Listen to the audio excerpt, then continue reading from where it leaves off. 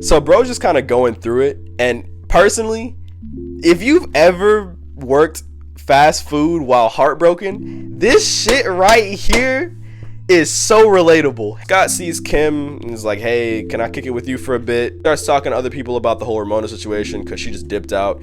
Her sister ain't fucking with Ramona. Kim's like, yo, what's going on? You know, everyone's kind of confused on what's happening. Wallace, being the best character in the goddamn book, is like, you know, maybe she fucking with somebody else because he better. You know, maybe his shoes better. Maybe his clothes fit better. Maybe his money better. This is like prime friend energy. This is best friend energy type shit. Also, Kim's moving away. She's going to live with her parents or whatever. And, you know, Scott's kind of fucked up. He's just like, you're coming back, right? She's like, yeah, sure. Scott's like, hey, I'm sorry that I'm a dickhead. She's like, yeah, I forgive you. And then she dips out. So Scott's like super fucking alone at this point, and like the cat's just not showing up. So some time passed, and I want to say this is over the span of like a year, so he should be 24 at this point. Scott's parents get him a new apartment, I'm pretty sure, and they help him move in. Scott's parents are actually rich as fuck, and he's like, hey, you want me to buy you a car, like a pony? And she's like, hey, you fucking spoiled our son. It's your fault he's a piece of shit. There's a dude in the bottom of the stairs who's like, yo, are you guys done up there?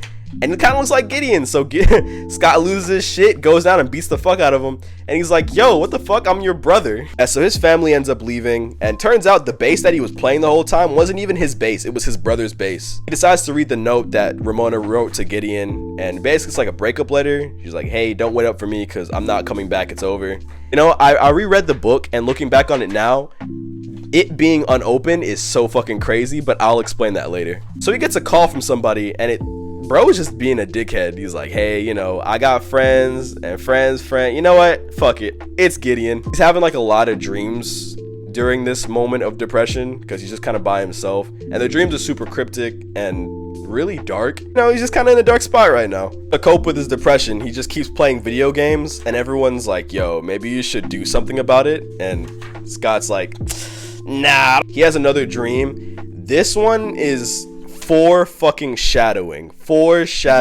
right here. See this shit right here? Bro gets stabbed, gets eaten by some beasts, but turns out them beasts aren't really beasts, they people that he knows. So you see this section of the book right here? This is what I like to call Scott's fumble phase, right? Because like I said, Scott's in a very dark point in his life, and because of that, he starts making really shitty fumble moves. And he makes the biggest mistake a man could possibly make. He listens to other men.